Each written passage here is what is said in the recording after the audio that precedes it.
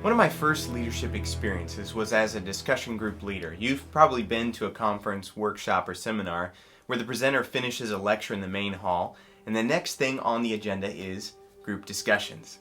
Sometimes there wasn't a designated leader, but I found myself asking the questions, drawing insights out of group members, and keeping us on task, watching the time. A few times, event organizers would see that I had registered before and email me, "Would you be one of the discussion leaders?" Arriving at the event, I might get a different packet with questions or even a gift for my help. Over the years, I've observed good discussion leaders and less than good ones, and I picked up tools and tricks to try and improve my ability for those times when I got asked to be a discussion group leader. In graduate school, I learned what's called the flipped classroom, where the learning center is not the expert in the front of the room, but the students learning together, drawing upon the experiences of everyone. This is harder work for the leader than just delivering content. Think about your group discussion experiences. The good leaders help everyone participate, creating space for that quiet and thoughtful participant while nudging the verbal processor to embrace the pauses. Later in my life, I began to be in charge of events and to become a leader of discussion leaders, as it were. It wasn't until I was regularly recruiting volunteers for a summer youth camp that I realized just giving discussion questions isn't really enough. The first few times I led small group discussion training, I focused on the tips and tricks, helping these leaders improve and breaking the ice and making sure everyone participated, dealing with those interruptions and troublemakers, and the short attention span of teens. I wish that was just a teenager problem. All important things that I do believe help, but the largest area of improvement was actually staring me in the face, the leaders themselves. The first few times I led discussion groups, I thought I was doing a great job because people would say things like, "Wow, you're so wise for your age.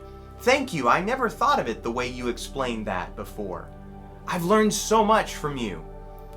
I felt proud of the ways I helped the group, but as I sat with the great discussion leaders, experienced learner-centered classrooms where professors with multiple prestigious degrees listened, and by listening created space for something far more meaningful than discussion.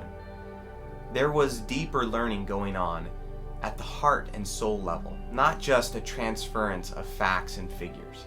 And I began learning more about listening, about realizing dialogue and good discussion involves hearing and then restating what was heard so that the other person knows that you actually heard them and understood them. Listening without the thought towards the follow-up point or how I can springboard off of what was said to my own ends. Listening without the need to correct or create consensus, but allowing there to be a third way or even disagreement in the group. To be a leader requires us to listen more than we speak. And when I recruit small group discussion leaders now, I look for a spirit of humility, a spirit of willingness to listen and allow silence. I used to look for a strong figure who could keep the group on task, but I found these leaders do more harm than good with the distractions and troublemakers could ever do. When a leader controls the discussion, it may seem neat and tidy and on track, but as leaders, we're not in the business of neat and tidy because we're leading people in their messy and chaotic lives. To improve our discussions, we need to get comfortable with listening and silence and messiness. And then when we speak and when we lead, we will do so in the space of wisdom because the people we lead will know we have heard and understood them.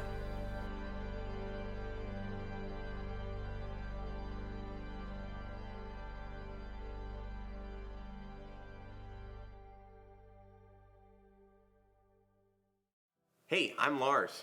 And I'm Larry.